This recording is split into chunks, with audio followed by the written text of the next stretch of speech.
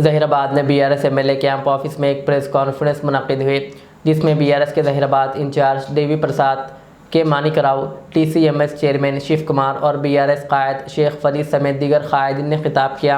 इस मौके पर कायदीन ने 11 तारीख को होने वाले जहीराबाद म्यूनसिपल इंतखाबात में बीआरएस के तमाम उम्मीदवारों को कामयाब बनाने की अपील की। उन्होंने कांग्रेस पर तनकीद करते हुए कहा कि गुज़िश्ता 2 वर्षों में कांग्रेस ने कोई काबिल ज़िक्र तरक्याती काम अंजाम नहीं दिया, लिहाजा जहीराबाद शहर की तरक्की के लिए बल्दियाती इंतखाबात में बीआरएस को वोट दिया जाए। वालेकुम, नमस्ते। आज म्यूनसिपल इलेक्शन के बारे में कैंप ऑफिस में जो प्रेस मीट रखा गया, उसके हमारे एमएलए साहब मानिकराव साहब, देवी प्रसाद साहब, शिव कुमार साहब, गुंडाप्पा साहब, विजय कुमार साहब, मंडल प्रेसिडेंट्स, तमाम भाइयों को नमस्ते, अस्सलाम वालेकुम। 11 तारीख के दिन म्यूनसिपल इलेक्शन का पोलिंग का दिन है। तमाम लोग, जहीराबाद की आवाम, इससे पहले जैसा बीआरएस को जो है ना बैठकर जो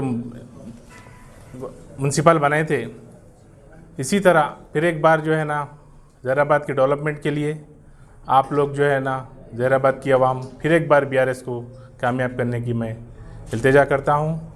तमाम प्रेस वालों को मैं शुक्रिया अदा करता हूं कि आज जो है कीमती वक्त देकर हमारे सबको ముఖ్యంగా ఈ ఎలక్షన్స్ ఇంచుమించు 12 ఏళ్ల తర్వాత జరుగుతున్న ఎన్నికలు తెలంగాణ రాష్ట్రం వచ్చిన తర్వాత మనం ఎంత అభివృద్ధి చేసినామో ప్రజలందరికీ తెలుసు।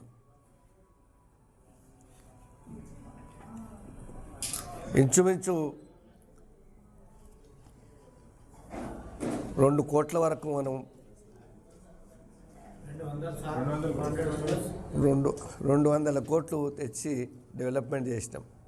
దాంట్లో డ్రైన్లు కానీ, రోడ్లు కానీ, డివైడర్ కానీ, సెంట్రల్ లైటింగ్ కానీ, గ్రీనరీ కానీ ఇంత డెవలప్మెంట్ చేసిన తర్వాత మరి ముఖ్యంగా ఆల్ కమ్యూనిటీస్, అన్ని కమ్యూనిటీలకు వారి కమ్యూనిటీకి మరి వారి యొక్క కమ్యూనిటీ హాల్స్ ఇవ్వడం జరిగింది।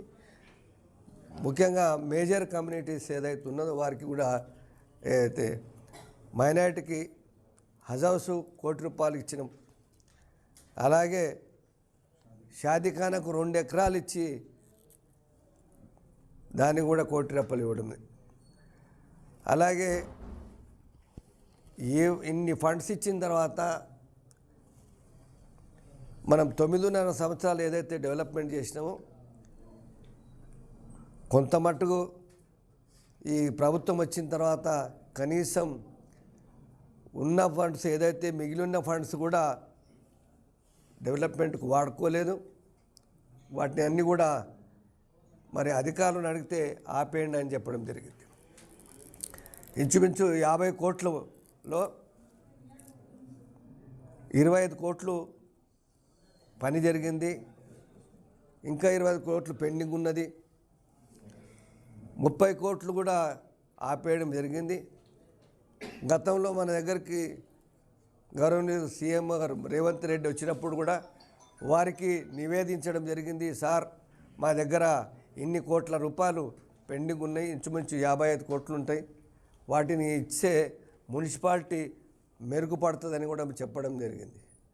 కానీ పరిస్థితులు కనీసం ఒక్క మాట కూడా చెప్పలేదు।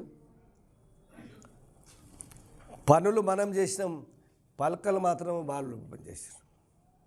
పనులు మనై